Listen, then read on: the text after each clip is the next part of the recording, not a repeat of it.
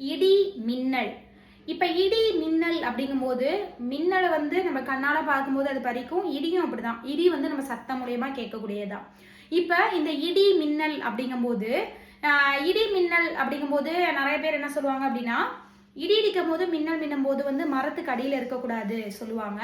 Plus வந்து இடி மின்னல் போது என்ன பண்ணுவோம் அப்படின்னா, நல்லா காதை பொத்தி தலைகீழா கீழே குனிஞ்சு அப்படியே உட்காந்துருந்தோம் அப்படின்னா அந்த இடி மின்னல் வந்து நம்மளை தாக்காது அப்படின்னு சொல்லி சொல்றாங்க. இப்போ வந்து அந்த இடி மின்னல் அப்படிங்கும்போது என்ன என்ன தகவல் வந்து கொண்டு வரேன் அப்படின்னா, இடி மின்னல் வந்து தாக்கும்போது ஒன்று கார்ல இருந்தாலும் சேஃப் அப்படின்னு சொல்லி சொல்றாங்க. எப்படி கார்ல இருந்தா சேஃப் அப்படின்னு சொல்லி சொல்றீங்க அப்படின்னா, அந்த மேல வந்து ஒரு விதமான தகடு மூலியமா வந்து ஒரு கெமிக்கல்ஸ் மூலியமா வந்து அந்த உரை வந்து கார் வந்து ரெடி பண்ணியிருக்கனால அந்த உள்ள இருந்தா அந்த உரை வந்து நம்மளுக்கு பாதுகாப்பா இருக்கும் கார்ல இருந்தோம்னா.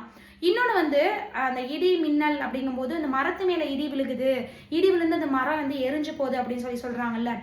ஏன் அந்த மரம் வந்து இடி இடிக்கிறது மூலியமா வந்து ஏன் எரிஞ்சு போகுது அப்படின்னு சொல்லிட்டு உங்களுக்கு தெரியுமா? இப்போ தெரிஞ்சுக்கணும் அப்படின்னா நம்ம சேனலை சப்ஸ்கிரைப் பண்ணி வச்சுக்கோங்க. இது மாதிரி நிறைய விதமான இன்ட்ரெஸ்டிங்கான வந்து நியூஸஸ் வந்து டெய்லி வந்து அப்டேட் பண்ணிட்டு இருக்கோம். ஏன் அப்படின்னா, இந்த மரத்தில் வந்து பொதுவாக வந்து வெப்பனால வந்து அது என்ன பண்ணும் அப்படின்னா, வாட்டரை வந்து நீராவி போக்கு மூலியமா வந்து வாட்டரை வந்து வச்சுக்கும்.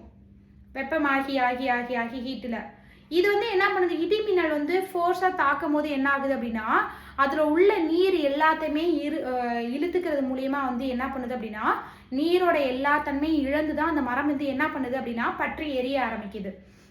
இது மூலியமா தான் வந்து என்ன அப்படின்னா, ஒரு மரத்துல இடி விழுந்துச்சு அப்படின்னா அது பத்தி எரிய ஆரம்பிக்கும். சடனா இல்ல, அதோட ரியாக்ஷன்ஸ் வந்து ஃபோர்ஸா இது பண்ணும்போது இதோட வெப்பம் இதாகும் போது அதோட நீராவி இது எல்லாத்தையுமே உறிஞ்சிக்கும் போது என்ன பண்ணுது அப்படின்னா, அது சேமிச்சு வச்ச நீர்கள் எல்லாத்தையுமே இழந்து மரம் வந்து தீப்பிடிக்க ஆரம்பிக்குது. இப்படிதான் வந்து ஒரு இடி மின்னல் வந்து ஒரு மரத்து மேல வந்து விழுந்துச்சு அப்படின்னா அது வந்து தீப்பிடிக்கிறதுக்கான காரணமா இருக்கு.